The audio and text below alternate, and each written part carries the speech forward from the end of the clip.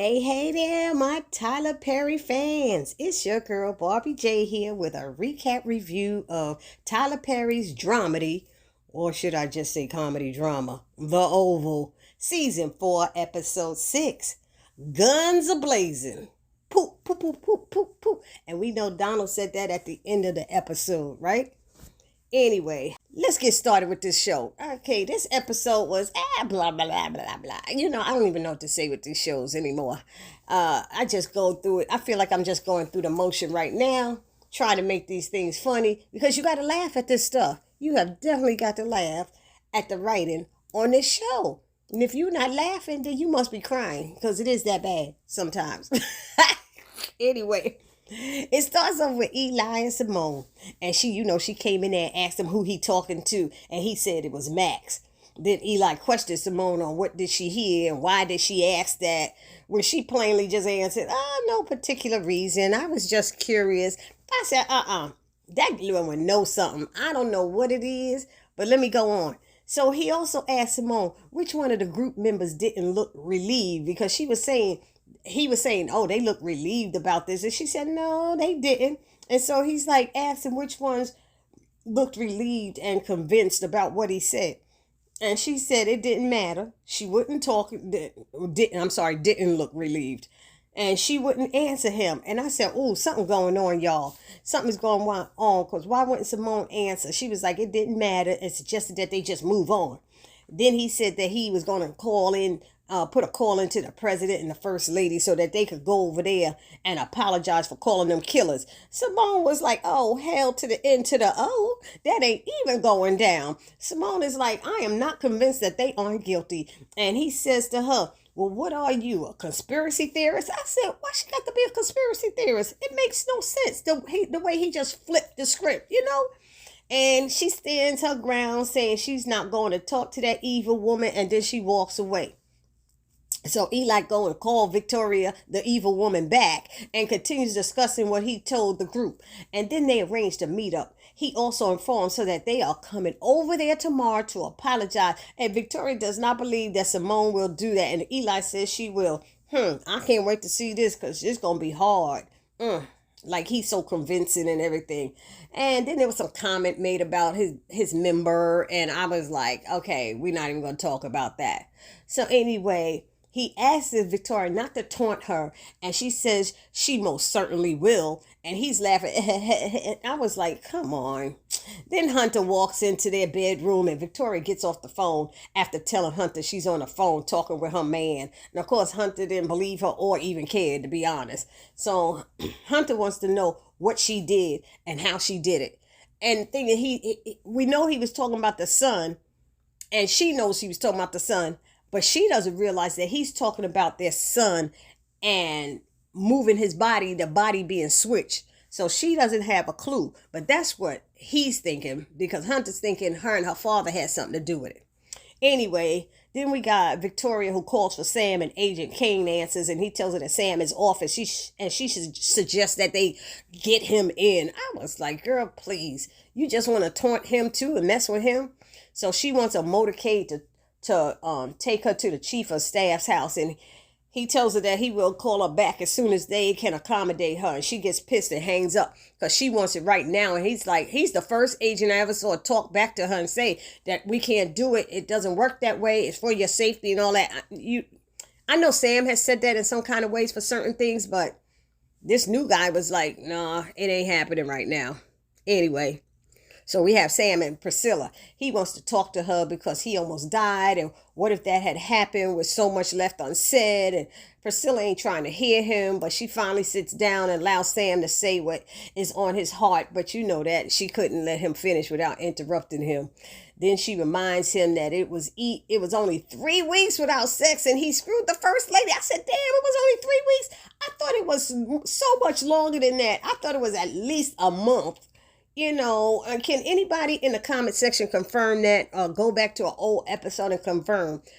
It wasn't only 3 weeks that he was that horny and didn't. I was just like, I just swear it was like 3 months. But I heard her say 3 weeks.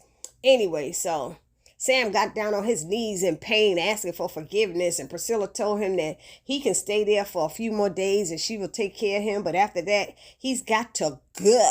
I said, oh, girl, no, you didn't.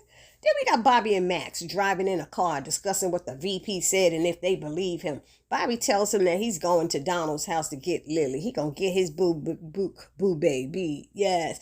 And of course, Max has an issue with this and told Bobby to drop him off at the hotel. And then I think he said to his car, he said one minute he said drop me off at my car. Another time it was drop me off at the hotel. So I'm just like, this writing gets on my nerves.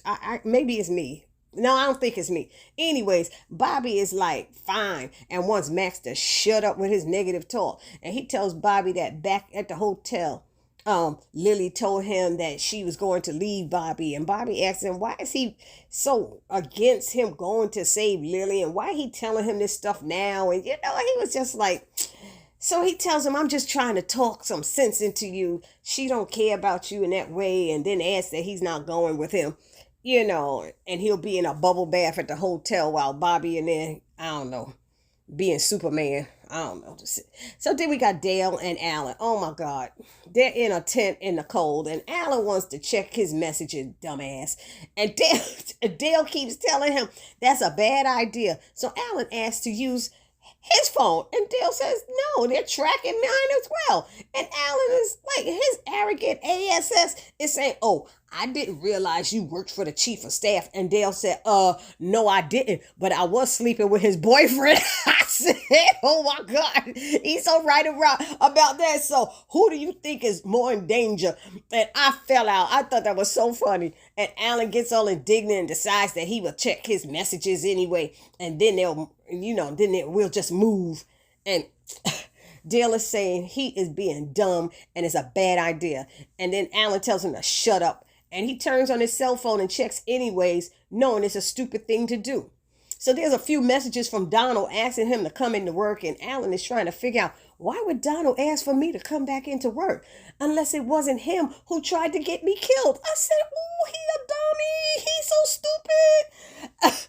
He said, because that agent was crazy anyways. Dale is telling him it is part of the game, don't you see? And asks why he believes his even crazier boss. And Alan is like, shut up, Dale. I know what I'm talking about. I work at the White House and you just sell sunscreen at the little pharmacy down the street. I said, damn.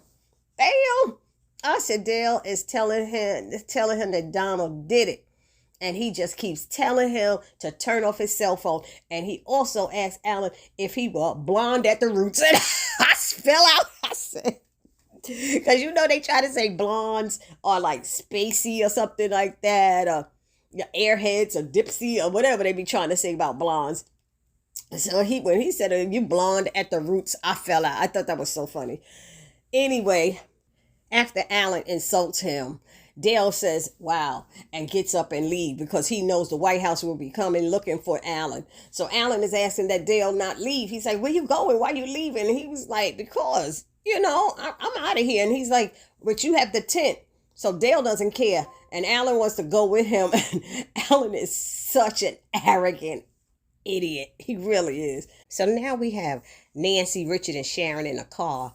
And Sharon is leaving another message for Barry to call her back. And then Nancy tells them a bit of what happened when she went upstairs to talk to Barry after Richard had allowed Kareem to stay in there and wait with them. And then they also discuss when Barry was a little boy and what are their next steps after what they learned from the VP.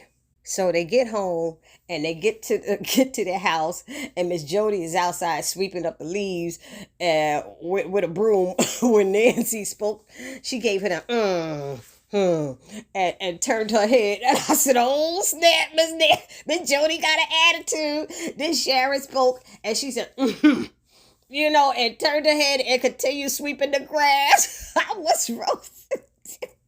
Then Richard spoke and Miss Judy said, hey Richard, how you doing?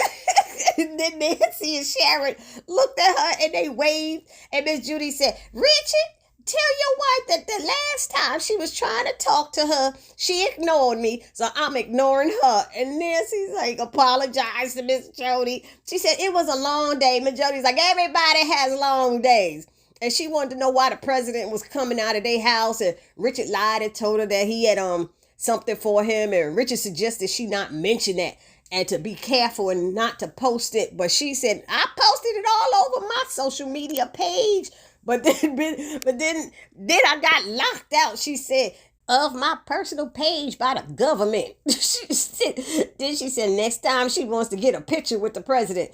And then she wanted to know what Richard had for him. And he said it was nothing. And she started being loud and complaining about the president. And Richard was asking her to keep it down. And then when she stopped, Richard asked her if she had seen Barry. And Miss Jody had the nerve to say, what do you think I am, nosy or something? She said, I haven't seen your child. I said, oh, no, she didn't. No, she didn't. Try to act like she ain't nosy as they come. So they get in the house and Richard calls Sam and lets him know that he doesn't believe them. And Sam is like his sources from Langley. And he has told about the vice president's sources from Langley. And he has the video. So Richard asked him, did he know they had cameras in the residence? And Sam said no, which means they got video of me and her. And then Richard wanted to know, he talking about him and Victoria, of course. Then Richard wanted to know why Sam didn't tell them about the package. And Sam said he doesn't think anyone should know. So now he wants Richard to go with him to check on the package. And Richard says he'll pick him up. He leaves and tells Nancy that he will be back in an hour, and Sharon asks, can she turn back on her phone? And he tells her it should be okay now. But wasn't Sharon's phone already on? Didn't she call Barry from the car, leaving a message for him to call her back? Here to go with that bad writing again. Then we got Kyle and Agent Kane. He tells Kyle that we got Alan. And he's like, how? And he said he turned on his phone, but it's off now. So Agent Kane shows Kyle a satellite picture that they have, and it shows both Alan and Dale. And Kane asks, do you know the second kid? And are they working together? And Kyle says it looks as if they are. He did say he knew him. So now they're going to go after them because dumb Alan had to be an idiot and turn on his phone. We got Kareem. He shows up at Nancy's house and Richard's house, and he and Sharon talk in the living room. And he updates Sharon about Allendale and where he himself has been. And she updates Kareem on what's been going on and what the vice president has told them. Kareem tells her that the president is a psycho and he's not going to stop coming after her, and he doesn't like it. But now Kareem feels that if everything is all good, that Sharon could get her things and go home with him. And she pulled away and said no. He's like, are you staying here for Barry? And she lets him know. He always got to throw Barry up in the mix. She lets him know that Barry ain't even there. So then he asks if she doesn't feel safe with him anymore, if she's mad at him because he didn't say anything when the president came. And she admits that she wished he had said something or done something. And he said, well, the president is a powerful man. What could I have said? So she said, I was just expressing how I feel, she said. And he said, yeah, and you're making it very clear how you feel. I said, now why you gonna come up there and start arguments and stuff? I don't like when people do that, like Priscilla when she went to the hospital to see Sam and started an argument. Let it go. So he, of course, gets upset. And first of all, I'm surprised that he even showed up at Richard's house. Let's get that out, first of all. And he should have just went his butt home. And he says he's getting sick of this ish and says he'll see her at the store, and then says, enjoy this, and he leaves. I said, no, you going to cause a scene and make a complaint, and then you want her to be at the store in the morning? I don't know, Sharon. I think Sharon going to be dumb if she go, and she probably will. Anyway, then we got Richard and Sam. They make it to the cabin to check on the package. The guy tells Sam that he looks like Ish and offers him an adrenaline shot. And he says thanks to take it. And he tells them that Jason tried to use a knife on him until he saw the one that he had was bigger. He sure did.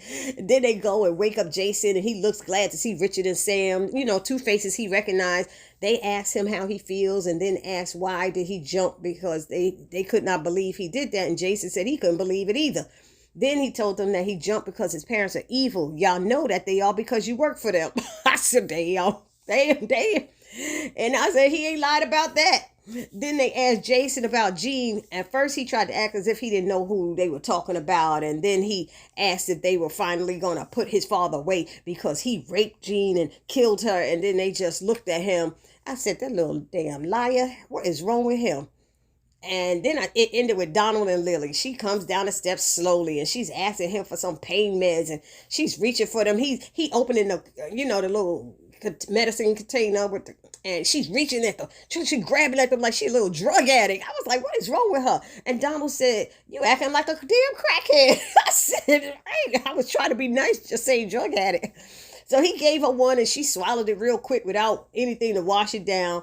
Then she brings up the fact that he is threatening, her family. And he says it's just insurance. And then Donald tells Lily to stop making this so difficult, She has a good life here. And she says that she doesn't want it with him. And Lily tries to be tough and tells him to be careful because he ain't God. And he said, says who? And he tells her she can't have a life like this without him. And she said, I will. And he said, who gonna give it to you? Bobby? Well, where is he right now with guns a-blazing? Where is he at? And she just started smiling and she said, he behind you. He said, what? And Bobby comes up from behind the chair, Donald sitting there with a gun right at his neck. I said, oh, you better go do your thing, Bobby. Bobby, you the man.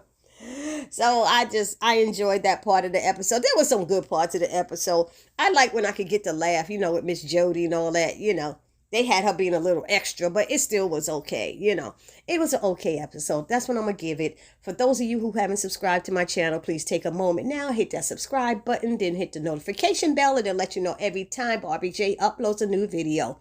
Then I ask that you hit that thumbs up like button, write a comment, and share. This your girl Barbie J saying, see you in the next video. Peace.